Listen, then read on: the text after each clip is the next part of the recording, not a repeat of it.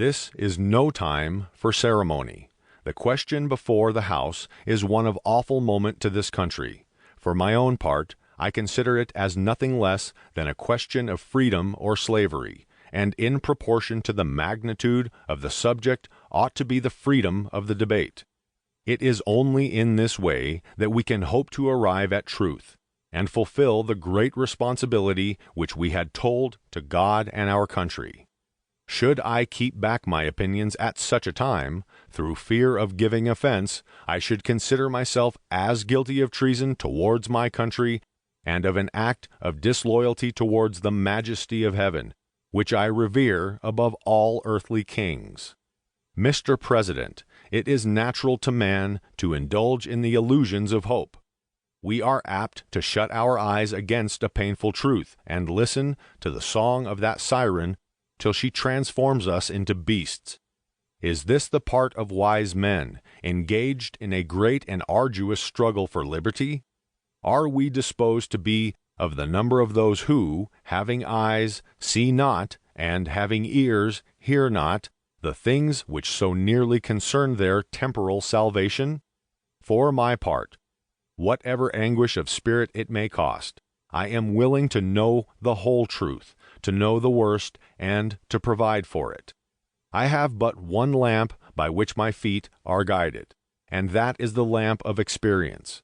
I know of no way of judging of the future but by the past, and judging by the past, I wish to know what there has been in the conduct of the British ministry for the last 10 years to justify those hopes with which gentlemen have been pleased to solace themselves and the House. Is it that insidious smile with which our petition has been lately received?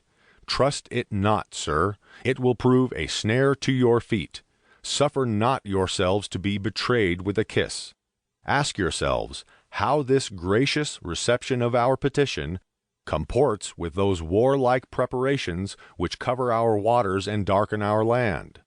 Are fleets and armies necessary to a work of love and reconciliation?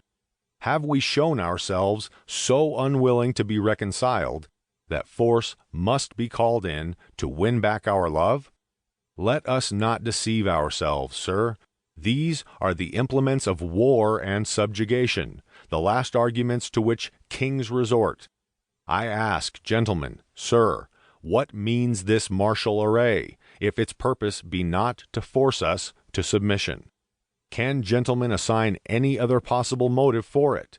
Has Great Britain any enemy in this quarter of the world to call for all this accumulation of navies and armies? No, sir, she has none. They are meant for us. They can be meant for no other. They are sent over to bind and rivet upon us those chains which the British ministry have been so long forging. And what have we to oppose to them? Shall we try argument? Sir, we have been trying that for the last 10 years. Have we anything new to offer upon the subject? Nothing. We have held the subject up in every light of which it is capable, but it has all been in vain. Shall we resort to entreaty and humble supplication? What terms shall we find which have not yet been already exhausted? Let us not, I beseech you, sir, deceive ourselves. Sir, we have done everything that could be done to avert the storm which is now coming on. We have petitioned, we have remonstrated, we have supplicated, we have prostrated ourselves before the throne, and have implored its interposition to arrest the tyrannical hands of the ministry and Parliament.